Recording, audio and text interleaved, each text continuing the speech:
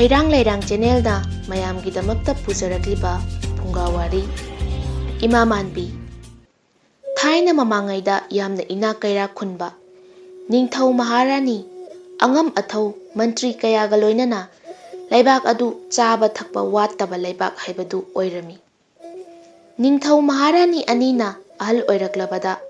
Nongmagi numit amada mahaki mantri bu kaushinduna Ningthaugi laibak pumba mangonda sinaramlaga Ningthau Maharani anido nongakhre Matam khara mantrina Ningthau oiduna palaklabada phamnaibasingna lautunaduna mantribu mangakaktuna hatkhi Mantri gi nupina phamnaiba tarukpu laibak prajaga manaduna makhoibu hingna makhong makhut punduna athengba hingda kom tawduna phumduna leiron chankhi Makhoi gi maralna mapot phaduna sijaki Laibak asi kang khong saigadabadagi maung ama laklami Hauzik mantri gi nupina yamna haithoi singthoina laibak ngaklami Mahakna sana konunggidamak mayuknaba ngamgadaba laibakki ningthaugi mahut sinba ngamgadaba pukchel chawba pangal kanba mahai haiba miyoi leirabadi laibakki ningthau oibiba yagani haina laibak miyam khangna lauthoklami Mantri gi nupigi mamangda kana amata ningthau oige haina thoklaktre Mantri nupina iningthaugi oiriba lau singasi lau uningba nupa nupina lau uba yagani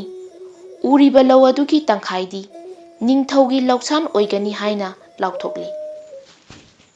Miyam pumnamak mantri gi nupigi lamjing makhada magi ugadaba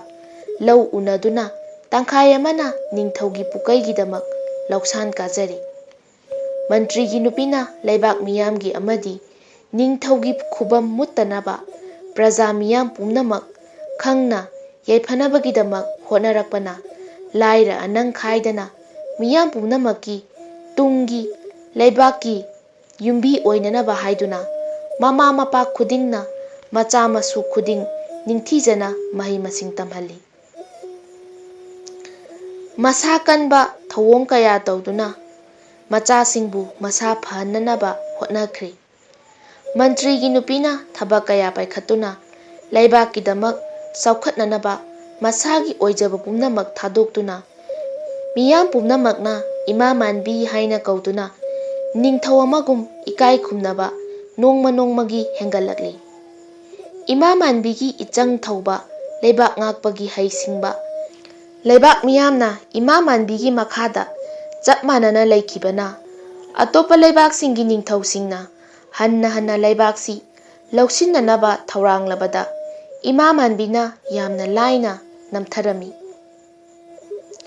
Nongmagi numit amada yumthong kangdana Ema Manbina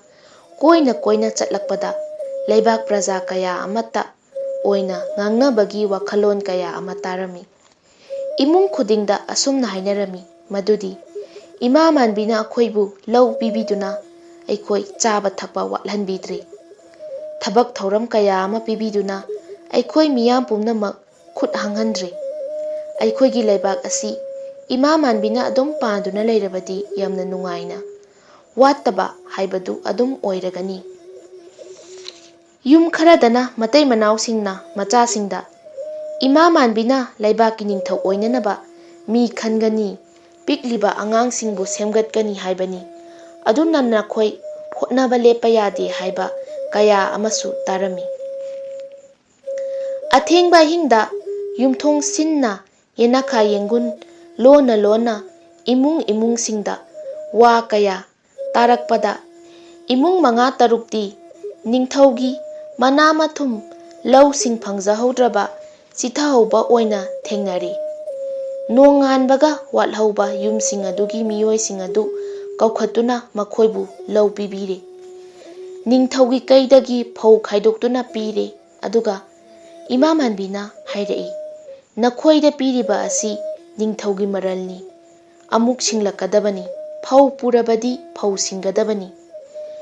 nauna lau phangjaduna nungaijaraba imungsing adu Ema Manbigi wa hiktokpa yaukidre Ema Manbina leibak asum purakpada magi miyamda phauthok hena puthokpa ngamba amadi pothok khudingda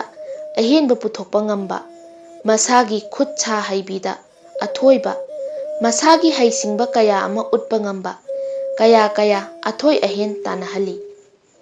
athoiba makok oibasingda chauna mana mathum pirami masagi laucha oinanaba pibirami masa phaba masa kanba thauba tanahali ten haiba thang haiba mahai masing haiba kaya amasu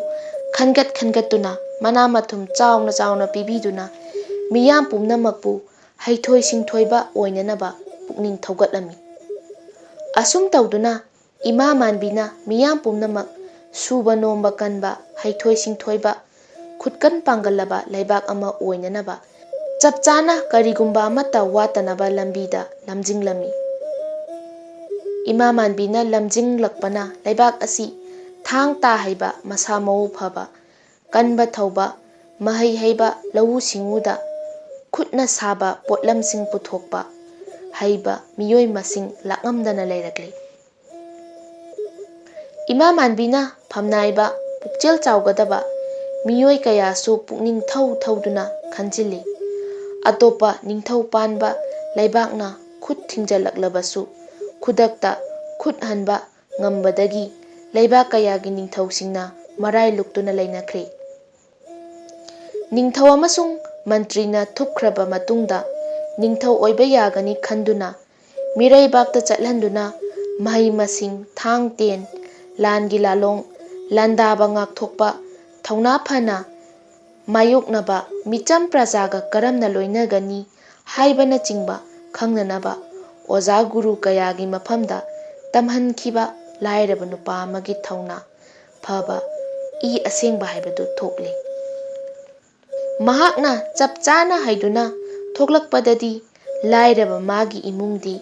inakhunba haibadu oiramle Ema Manbigi thawongbu miyamna ikai khumnaramle nongmagi numit amadani leibak thungna leibak miyamda ningthau amaga mantri makok oiba yaba matik chaba amaga khangani haina taklabada miyam pumnamak kangjaibungda pullari Ema Manbi miyamgi mamangda thoklaktuna leplari mahakpu ubada miyam pumnamakna ikai khumnaba uttuna makhut ani lonana makok nolami madu urabada mahakna mamittagi mapitana hairei aigi micham miyam nungshirabi ima icha ibung ipwa pumnamak ai ase phahange miyamnani aihak asi manghange hairabasu miyam prajanani leibak miyamna yadrabadi aina karisu tawba ngamdre hauzik aikhoigi leibak asi mapi haibadudi leitaba yadabanina hauzik ningthau khallagani amadi mantri phamnaiba makoksu khallagani khaliba miyoising ase miyamna yadrabadi aina yaba ngamloi aduga amana ningthau mantri khallabadi nakhoigi pithokhraba uhankhraba lawsing adumak nasagi lawcha oiragadabani lemhauriba ningthaugi oiba lawchasing ningthaugi hak oigani mahaki achumba thawong leibak ningthau anigi khanba mityengda miyam amata oina launaraklami o ima ibema pumnamaki yaiphanaba pokpiraklaba lairembi athoibi mabema imadi nacha ngaktani aikhoidi ining thaugi phaugai chonanaba sahi khudingi ngamjaba phau tamjagani miyam pumnamaki kholau tarabada Ema Manbi apenba phongdokpaga loinana hana khanduna thamkhraba ningthau amasung mantri oinanaba nupanidu puthokle miyamnasu Ema Manbina khanba ningthauni mantri makokni lemna icham chamna khalamloi nupani sisu achamba miyoi oiramloi khalladuna mahakna khanba ningthauni mantri makokni haiduna yaifare haiduna maikai sinna atia pakna ninkhri asum tawduna Ema Manbigi haisingba ningthau mantri khanduna ningthau panba laibak haibadu oirabada ningthau pokpi mantri pokpi oiduna ꯐꯝꯊꯣꯟ ꯑꯋꯥꯡꯕ ꯐꯝꯗꯨꯅ ꯂꯩꯕꯥꯛ ꯃꯔꯥ ꯇꯞꯅ ꯅꯨꯡꯉꯥꯏꯅ ꯄꯥꯟꯈꯤꯔꯝꯃꯤ꯫